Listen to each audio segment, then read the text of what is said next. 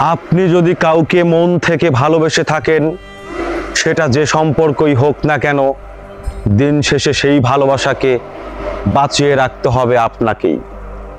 আপনি কখনোই চাইবেন না আপনার ব্যর্থতার কারণে কিংবা আপনার অর্থনৈতিক প্রতিবন্ধকতার কারণে সেই ভালোবাসা নষ্ট হোক।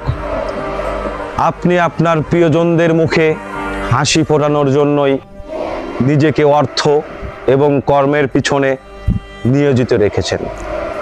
আর একটা কথা মাথায় রাখবেন, অর্থ আপনি মানুষের কাছে চলে আসে না। সেটাকে অর্জন করার জন্য পুরুষকে মাথার ঘাম পায়ে ফেলতে হয়, না চাইলেও অনেক কিছু ত্যাগ করতে হয়। শত শত কিছু ত্যাগ করে একজন পুরুষ তার ভালোবাসার মানুষগুলোর মুখে হাসি ফোটায়। হ্যাঁ, আমরা পুরুষ, সেই পুরুষ যেই পুরুষ বেঁচে থাকে প্রতিটা মানুষের মাঝে মহাপুরুষ হয়ে।